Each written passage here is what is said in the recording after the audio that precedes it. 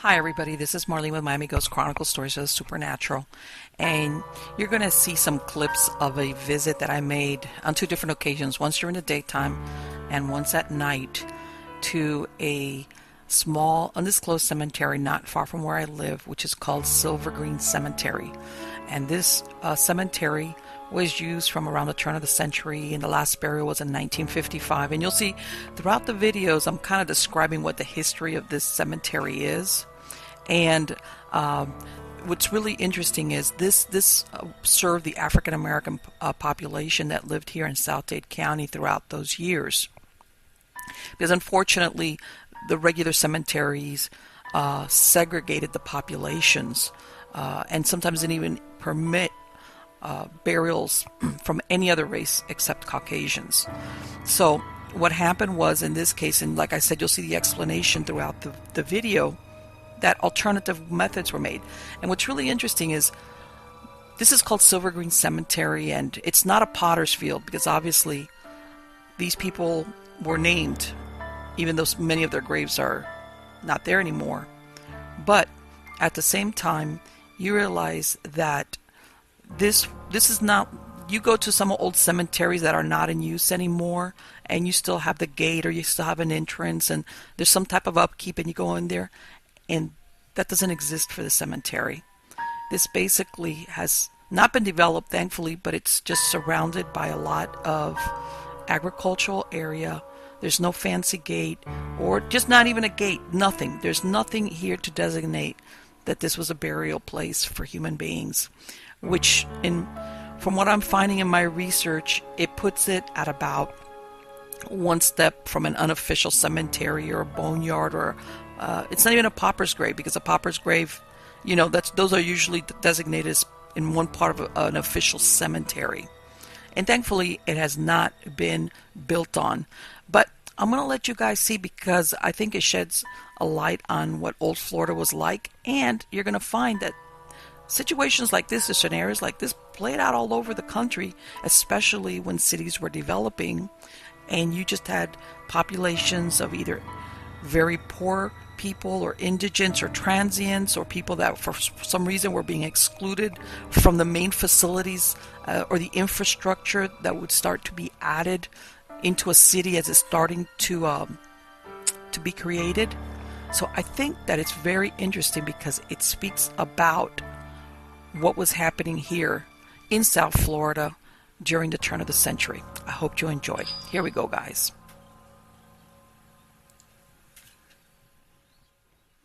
Hi everybody, this is Marlene. Want to let you know that this podcast version of the show has been edited, because there were some portions of it that just don't make sense for those of you who are just listening. However, if you would like to see and hear the entire show, you can go to YouTube and look us up under Miami Ghost Chronicles. And thank you so very much for listening and being part of our audience. So what did you think? Okay, well, as you saw me tramping around in the daytime, and I apologize for the audio, but sometimes the wind doesn't care that you're out there trying to get something recorded. But as you could see, I did go back, and I'm going to show you that clip afterwards. But in the meantime, I said, you know what? Let me throw in another visit that I did to another cemetery real quick, which was what are called the either the Potter's Field or Pauper's Grave that we have here in Miami-Dade County. And there's two cemeteries like that. One of them now, which was originally called the Potter's Field, is now called Galloway Cemetery. And the other one is basically the Medical Examiner Cemetery. Okay, the one at Galloway is a little bit older. They've been burying people there since like the 1920s, 1930s. And I guess the point I'm trying to make is, well, of course, people that are buried here are either, one, people that are known, but for some reason, either they're indigent, they have no money and no family, or the families can't afford to bury them, or sometimes you have remains that are just unidentified, which of course means there's no family. So after a while, the county takes it upon themselves to inter these people. Recently, what they do is they cremate the remains, all right? And basically what they do is they bag them, and they put them in these PVC tubes All right, and they just and when you go out to these fields, all you get are like basically stone blocks in some cases with a number. Okay, and you know, in other words, you have no dates, no names, nothing. Some of them, you know, if they have the name, you would have to go to the offices to get that information. And some of them, like I said, if this is an unidentified person, of course, you know, there is no name to put on there. And I guess, again, if you want any more information, but I wanted to include, because this was, to me, was very sad. And, you know, when I was visiting the Silvergreen, you know, there at least you had family that could kind of note that you had actually existed. And for example, as you're going to see in those slides that you're looking at right now, for example, we had a gentleman out here, all right, and his name was Yellis Knighton, and Yellis was originally from Georgia, okay, and he died back in 1937, all right, and he was pretty old, but he got run over back in 1930, which, by the way, that highway still does exist. I'm sure it was not as busy. Well, it's not. It's definitely busier now than it was back in 1937. But he was killed by a hit-and-run driver, and then you have that other gentleman, Harlan. He was born in 1914 in Washington State. Okay, I did a little bit of research for him, and I found that he was a private stationed in Hawaii in 1940, which to me this was like right before Pearl Harbor in 1941. And somehow or other, this guy ended up dying here in Miami in 1989 and buried in a pauper's grave. And it makes you think, what happened to these people, you know, that they ended up being buried in a pauper's grave.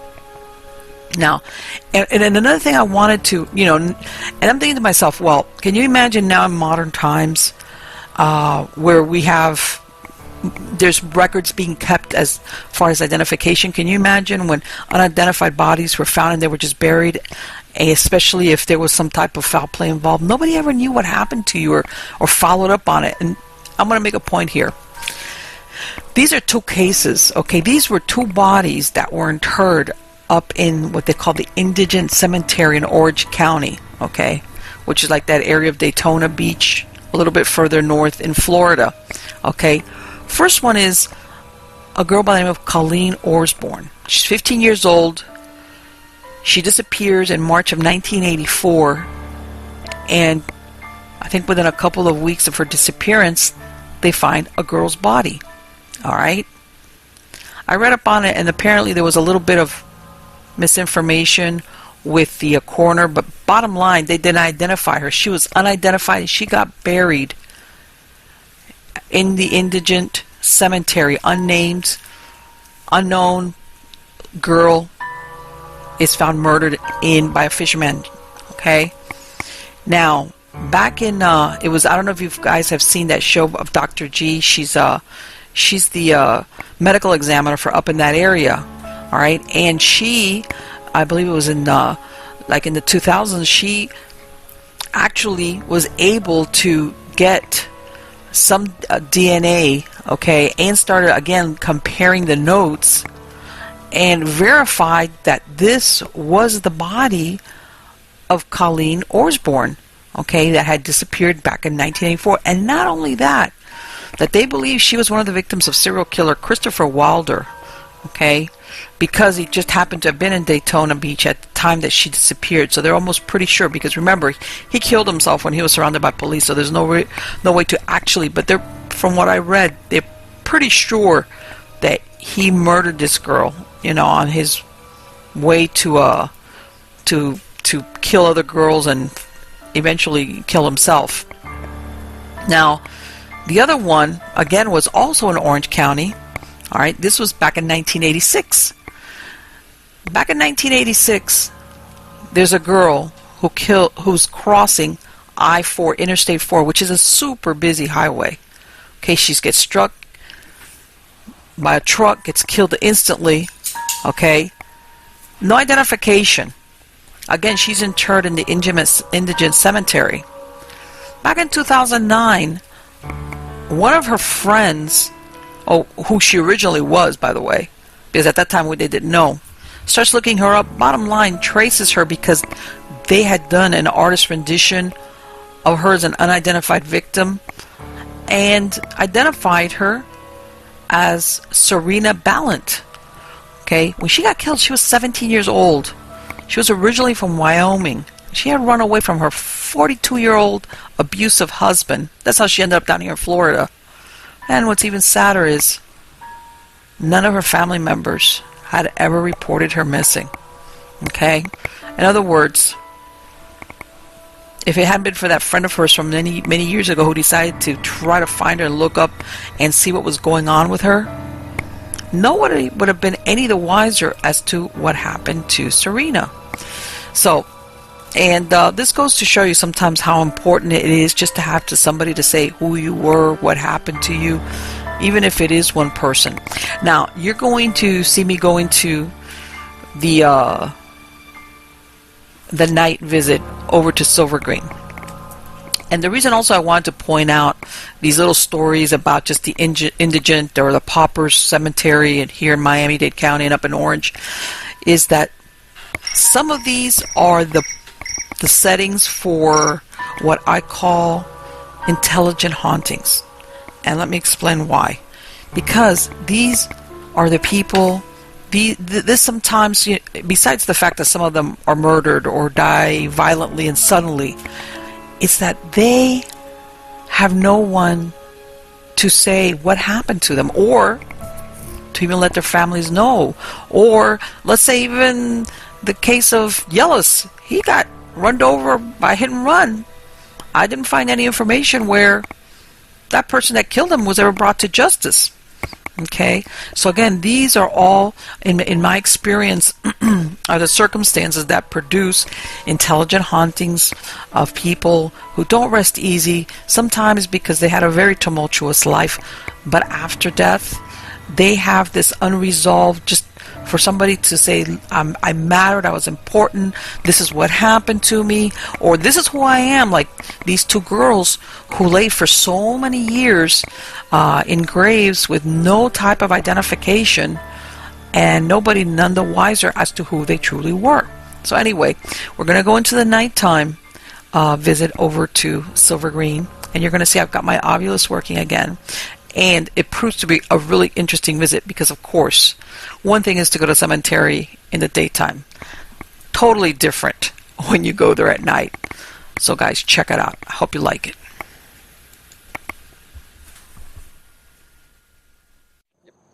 Hi, everybody. This is Marlene with Miami Ghost Chronicles, Stories of the Supernatural.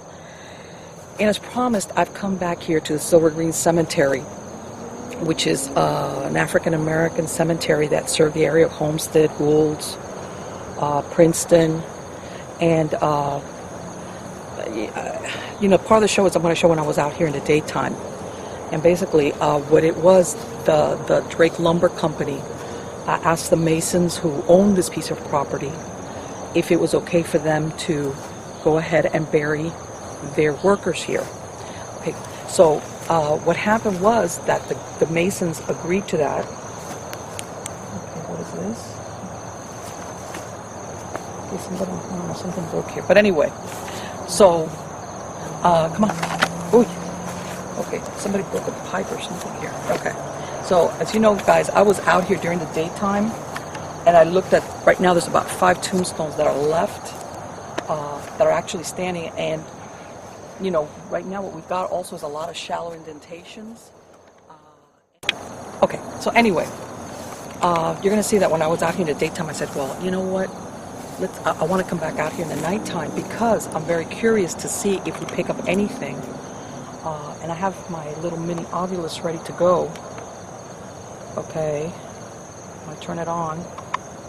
And let's see if anything comes on. But as you know, what happens is that what we're going to do is, I usually don't ask it questions, is that I wait just to see if anything comes through, which sometimes things do. But anyway, what I did find out and research from the last time was that the reason why there's really no headstones left, with the exception of a couple of later ones and the ones for the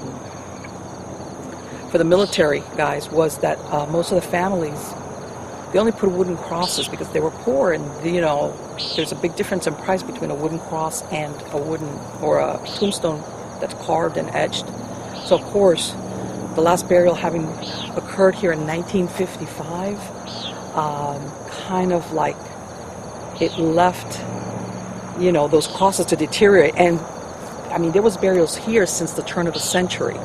Okay, so we're talking about the very least 50-something years to more than that. So of course, these wooden crosses they be obliterated, which is why we don't have, anything, left what did I get here? Temper. Okay, let's see. So anyway, okay, I'm lighting the way a little bit here. I don't stumble. There's not that much out here. And like I said the first time that I was out here, because I'm sure that there's graves here that there's really no indentation here for, that I asked whoever is buried here, that I mean no disrespect, it's just that there's just no way to know where some of the people are buried, because there's not only there's no headstone, there's nothing, there's no indentation, nothing to mark where they're buried. And I know there's at least 60 people buried here, if not more. Again, those records are sketchy. When I looked at the legend, sometimes you do have full names, but some you only had the first name or the last name and maybe what they did. I did find out that the two soldiers that are buried out here that were privates that served in World War I, they both... Jason. Okay, I'm going to find out if there's any Jason. I can't remember right off the bat if there's any Jason. That's part of the people that are buried here. But anyway, they both served in what they call the 20th Engineers, okay, which went to France during World War I, and they were like the equivalent of, their engineering were like basically with woods, or they served in France. I looked up, as a matter of fact, on the show I'm going to have both of their World War I cards that showed that they're both buried here and that they served in France during World War I with the Army, with the 20th Engineers. That was a division that they were with. And by the way, of course, because they served in the military, they did have those tombstones, which is the only reason we know that they're buried here. Because they had something that one died in 1925 and the other one died in 1938. So despite one of the tombstones being almost 100 years old, it's still there, it's still carved, and it's still standing. But anyway, again, and I showed this to you guys when I was here. Right now, all we got out here is this very thick coral, which anybody that lives in this area knows that this is back-breaking work to dig a hole here. For even a larger tree, let alone something that's deep enough to bury somebody in there. And let's see.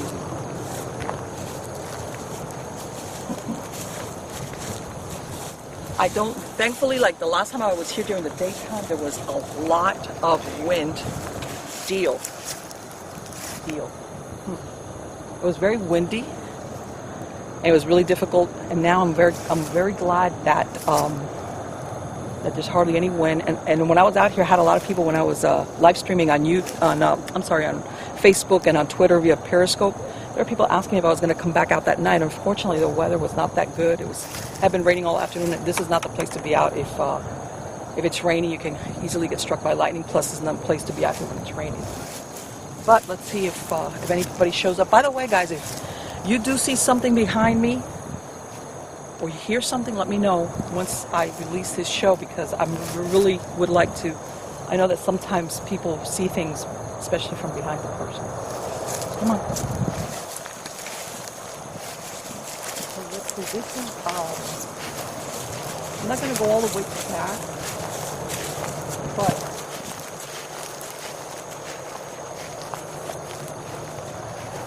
right here,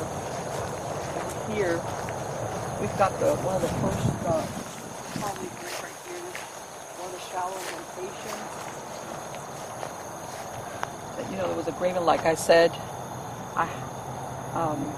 later, okay, that there's no way, the legend I have as far as the who's buried out here, I don't have I haven't been able to locate a map. To be honest, I don't think anybody even kept those records as to who was here. You know, maybe once upon a time somebody did, but I couldn't locate anything to indicate who's buried in certain places. Here's another one.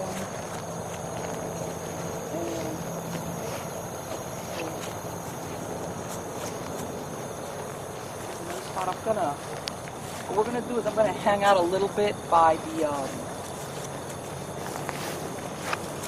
grave of one of the soldiers that's out here, and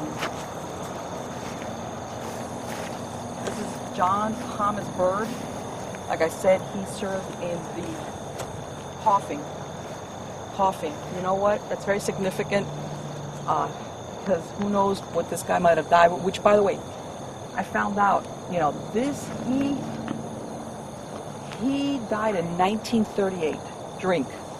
Okay, that might definitely have some type of significance. He died in 1938. He went to France. He was involved with this when he was 23 years old.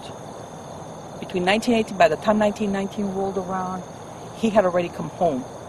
Okay, which meant that he was not that old when he passed away. Okay, he was less than 40 years old when he passed away, and the other soldier passed away also in his 20s. They both passed away pretty early in life because okay, something's definitely going on. Okay, coughing, drink, go. Sometimes I come out here and I'll get a word here and a word there. That I'm getting all this right off the bat, all close together, definitely has, you want me to go? Is that what you're saying? Let's see. But anyway, right now it feels kind of peaceful out here, which is the same thing that I felt when I was here during the daytime. And like I said, I didn't want to put it on because of the daytime hours. Things are different. And the feeling I get really is Wyoming. God, I have no idea. Right here on some of these things, I'm totally off left field. The feeling I get about this place, that all in all, I feel it's pretty peaceful, but at the same time, I do feel that there is some type of attraction to this place from the periphery up to these grounds where the tree lines are. Okay, and that's what I'm hoping. Let's see if we can capture something along those lines. Like I said, this was different times when this cemetery was active. It was, you know, obviously they were buried here because there was segregation. They weren't being buried, you know, like now, where everybody's buried in the same spot. You know, that the guy, the owner of that lumber company, he asked the Masons, because obviously he needed his workers to have a place to get buried. And there's another cemetery not far from here, which is where the regular burials took place. And I read up on that, and they accepted, but they were segregated within the grounds. And again, this was where, you know, I guess, let's face it, these are the people that work for you, and they needed a place to bury their people, and he negotiated this for them. But again, it was different times, and like I stated in, you know, when I was out here in the daytime, that the people that were here were poor. They had to even walk over here from the church just to be able to attend the burial. And again, I'm very and I've tried, but I can't find really any. That I wonder if even some of them were just buried with shrouds on because they didn't have the money to pay for the casket. You know, it was Abel. Abel. Right off the bat, I can't remember any name on the list that's Abel, but that doesn't mean it's not, because it's Abel, not like ABEL, like a name. Again, you know, you couldn't get away from the $30, which is $25 to the Masons and $5 for the gravedigger. You had to pay that, otherwise you could not get buried here.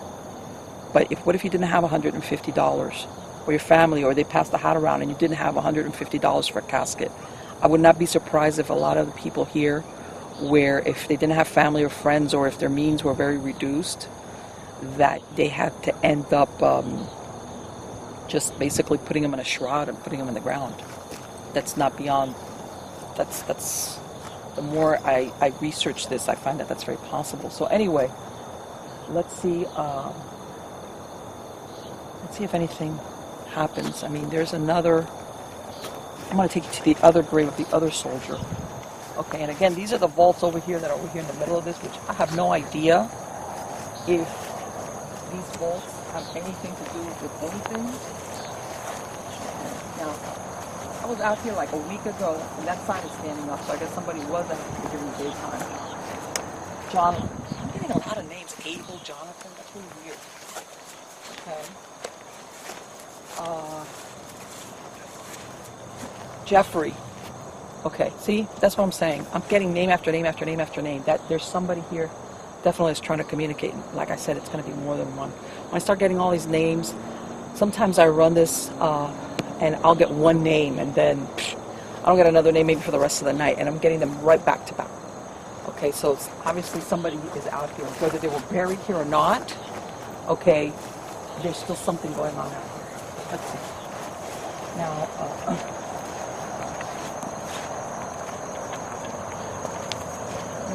oh, okay. This is the other burial for the other soldier who also was a private, and he served in the 20th Engineers. Okay, and by the way, I found out, you know, his name was Julius Ross, because here it's broken up, and as you could tell here, he died February 2nd of 1925. So that's what I'm saying. He was like 24 years old, like in 1920. So by the time he was 29, before he was even 30, he had passed away. All right, like the other one, he was a little bit older, but neither one of these guys lived to an old age. Lived to an old age at all. Vada, like a name, V-A-D-A, which is very unusual. That's a very unusual name, Vada. Okay. And as a matter of fact, and like I said, the Catman, the one that became a gravedigger here, he buried his sister-in-law, who was very young, back in 1919. She had died of tuberculosis. Okay.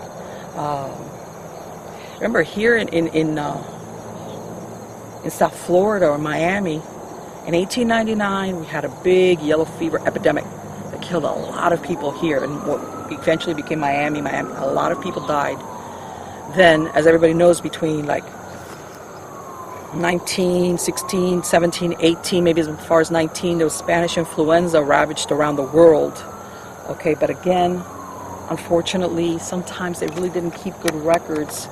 Like I said, I found their records because they were in the military, and I found their enlistment cards and where they served. But otherwise, sometimes it's really difficult to find out what happened to people, what did they die from. You know, so... And everybody thinks, well, 60 people is not a lot. It is. It is a lot for back in those days where here in Miami-Dade County or in this part, it was populated, but not that populated. It wasn't that populated. So the fact that you had so many burials here, okay, well, it attests to the fact that they were using this burial, this cemetery, I want to say, for maybe at least 50, 45 years, something along those lines. So let's see if we get anything else on here.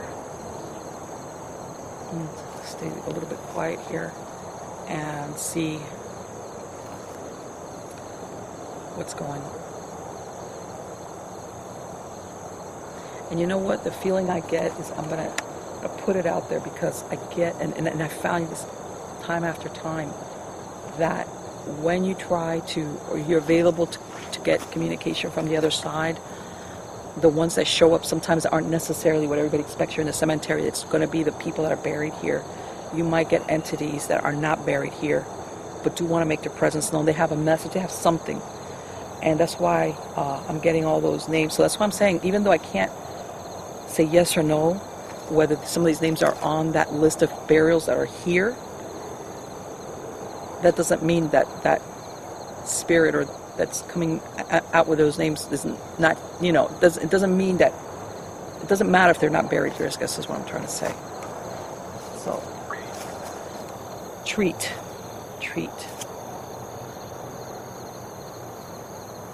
You know, maybe some people, maybe it was the way we're treated.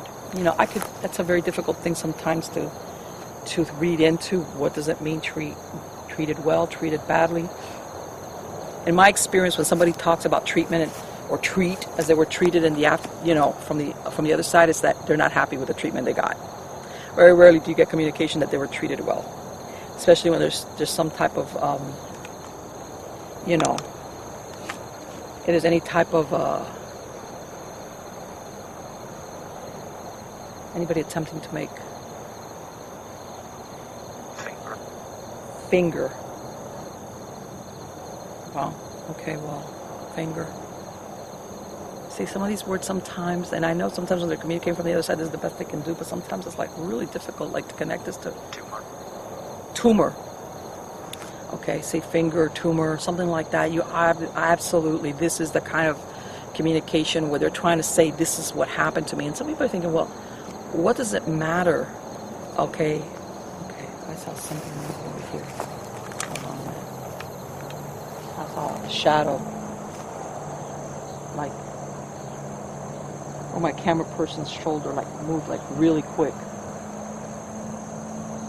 You're all gonna laugh, but it was, what I saw move was kind of either a tall kid or a short person. One of the two. It wasn't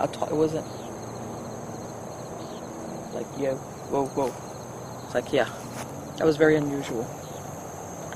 And again, usually when I see that, that means that as dark as it is here, it was darker than,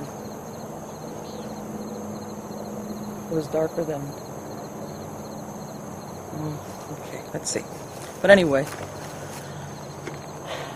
when you get something like a tumor that you would say, well, who wants to say anything about a tumor? Yes, to some people on the other side, they want to say what happened to them. Like, especially if they haven't gone off to the other side. They want to say, guess what, I died of a tumor, and maybe I didn't think I was going to die, or maybe I died when I was really young, and it's not fair, and, you know, the best they can do is say tumor.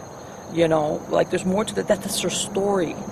And sometimes, believe it or not being able to tell that story ties them to this plane. Something as simple as saying, this is why I died. I didn't think it was fair, or who knows, a million things that goes on with that individual person. We all have that their perception is their reality. So yeah, things like that something as simple as saying, this is what happened to me, is what they're trying to relate. And hopefully, sometimes just being able to say things like that or relate it actually sets them free. Okay? I mean, that could play out a million different ways. You know, I was sick and nobody took care of me, that treat part. I had a tumor that's not fair, I didn't expect to. Or I had a tumor, nobody knew what it was. Or maybe if it was a long time ago, nobody knew how to treat it, and it killed me. I mean, this could be a million things as to why you get these words on here. Besides the names, obviously the names is trying to get identification, but... Alright, what I'm going to do is I'm going to shut down for a little bit, guys. I'm going to see if I get anything else, and then I'll come back to you guys, okay? Hi, everybody. This is Marlene with Miami Ghost Chronicles, Stories of the Supernatural. I look so scary, don't I? You know why? Because I am out here at...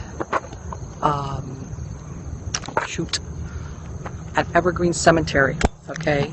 I was out here at daytime about a week ago, and this is an African American cemetery out here in South Dade County, okay? And I was out here during the daytime, okay? And let's face it, a cemetery in the daytime, it's not the same thing as at nighttime. So anyway, I told you guys I was going to be out here at nighttime, and here I am. Okay, it's great. It's not a windy night. Okay, it's not a windy night, so I'm hoping to pick up. I was working with my ovilus a little bit earlier. I got a bunch of names. I got words like tumor, treat. I got a lot of funky words on here. The names, it's really hard to tell. Oh, there goes my light. Wow. Here, let me see. Okay, yeah. I don't know, it's really hard to tell the names right off the bat, even though I do know who's buried out here. Okay. If they're part of the names that are coming through. Thank God I have somebody here holding a light for me. Okay, here, you know what? Because I've only got 2 hands. Here, let me see. Hold on, guys. Never fear. Yeah, these are the joys of going out to a cemetery, okay, in the middle of the night. Here, if you could do that for me that way, so that I don't like, so people can actually see me, but I'm not squinting really hard. Anyway, guys, I'm out here. It's very dark. It's very quiet. There's no wind. It was really funny because I have somebody here helping me out. And we shall remain unnamed, like Voldemort. It's a running joke, don't worry about it. But anyway, and as long as I had the light on, because I was filming with my other camera, we got some stuff on the ovilus, but guess what? As soon as we turned off all the lights, because we were switching stuff around, immediately you felt that there was something definitely going on. It changed. Everything changed. Plus earlier I had like a feeling like I did think I saw a shadow. It was either a really short person or a tall kid, one of the two. Okay, and by that I mean it wasn't a little kid, like a little kid. So it was maybe a little bit older child or a smaller adult.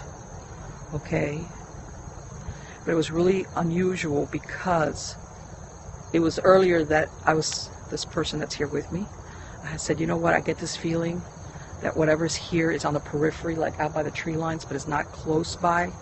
And sure enough, as soon as we turned off all the lights, because we were switching cameras around, as soon as we did that, immediately you felt like whatever was out there like moved in to where we were at. Okay, and this is kind of desolate out here. Like as you can tell, there's no street lighting, there's nothing out here.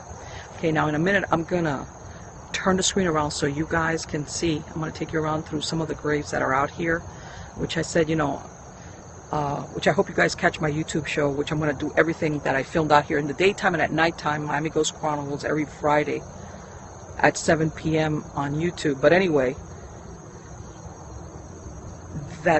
like I said, the overall feeling here, it's kind of peaceful, but at the same time, that doesn't mean that you might get entities that are not necessarily buried here.